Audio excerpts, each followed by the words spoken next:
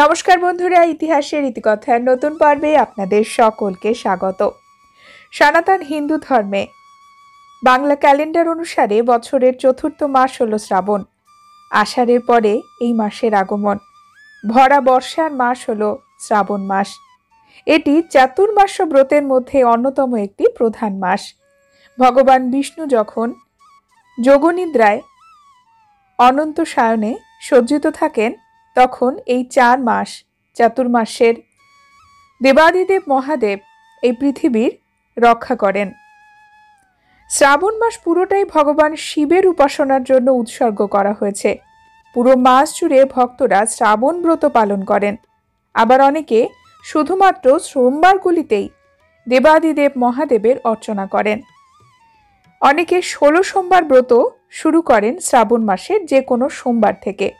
বলা হয় ভগবান শিব এবং মা পার্বতীর আশীর্বাদ পাওয়ার মনস্কামনা পূর্তির জন্য অত্যন্ত শুভ মাস হল শ্রাবণ। হিন্দু ধর্মে ভগবান শিব হল আশুতোষ, যিনি অল্পেতেই সন্তুষ্ট।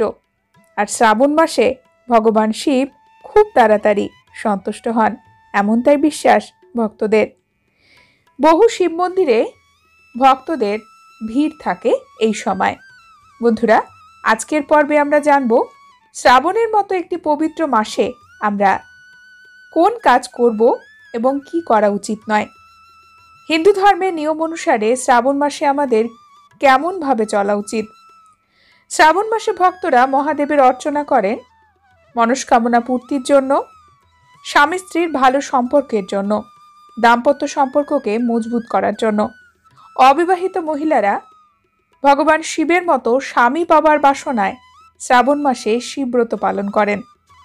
এছাড়াও পরিবারের মঙ্গল কামনায়, সুখ শান্তি সমৃদ্ধি বৃদ্ধির জন্য মহাদেবের কাছে ভক্তরা অর্চনা করেন। শ্রাবণ মাসে ধর্মীয় গুরুত্ব রয়েছে অনেক। এই মাসে শুধুমাত্র ভগবান শিব নয়, তার সাথে সাথে মা পার্বতীরও অর্চনা করা হয় ভারতবর্ষের বহু স্থানে। মঙ্গল গৌরী ব্রত পালন করেন ভক্তরা। বলা হয় এতে স্বামী স্ত্রীর সম্পর্ক ভালো থাকে। শ্রাবণ মাসে পৌরাণিক কাহিনী থেকে জানা যায় সমুদ্র মন্থন হয়েছিল এবং এই সমুদ্র মন্থন থেকে উঠে আসা হলাহল বিষ নিজের কণ্ঠে ধারণ করে এই জগৎ সংসারকে রক্ষা করেছিলেন মহাদেব। এরপর থেকেই মহাদেবের নামকরণ হয়েছে নীলকণ্ঠ। আসুন জেনে নিই শ্রাবণ মাসে কোন কাজগুলো করা খুবই শুভ।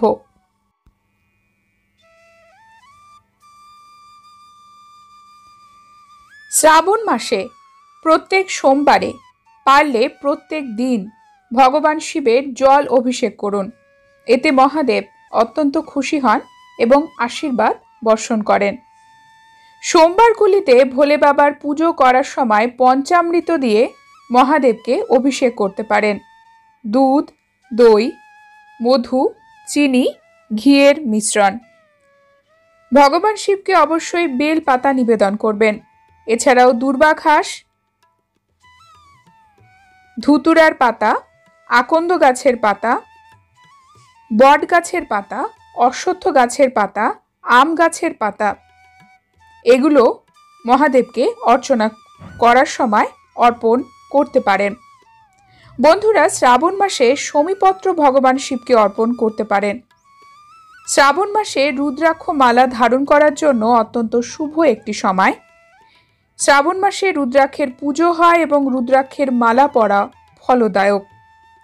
মহিলারা এই মাসে মঙ্গল গৌরী ব্রত পালন করতে পারেন।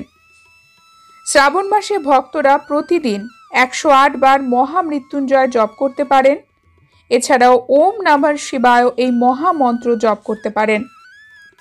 দারিদ্রতা এবং অভাব থেকে মুক্তির জন্য শ্রাবণ মাসে ভগবান শিবের অর্চনা করুন। এই মাসে আপনার সাধ্য অনুসারে আপনি দানও করতে পারেন। শ্রাবণ মাসে কোন কাজগুলো করা উচিত নয়। শ্রাবণ মাসে তামসিক জীবন যাপন করা উচিত নয়। সবসময় সাত্ত্বিক জীবন যাপন করার চেষ্টা করবেন। সাত্ত্বিক আহার ভোজন করার চেষ্টা করবেন। শ্রাবণ মাসে শাক জাতীয় খাবার, মূলো, বেগুন, পেঁয়াজ, রসুন এগুলো খেতে মানা করা হয়। শ্রাবণ মাসে আমিষ খাবার বর্জন করুন।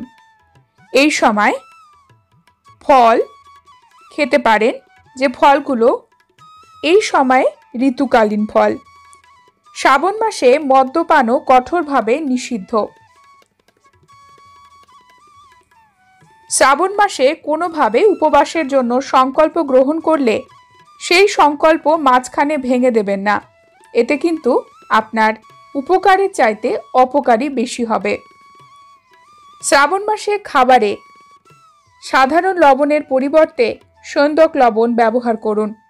এটি কিন্তু আপনার শরীর এবং স্বাস্থ্যের জন্য অত্যন্ত উপকারী। বন্ধুরা, আজকের পর্ব এই পর্যন্তই। পরবর্তী পর্বে নতুন একটি বিষয় নিয়ে আপনাদের সঙ্গে কথা হবে। ততক্ষণ সকলে সুস্থ থাকুন, ভালো থাকুন, আর পুরো ভিডিওটি দেখার জন্য আপনাদের অসংখ্য অসংখ্য ধন্যবাদ।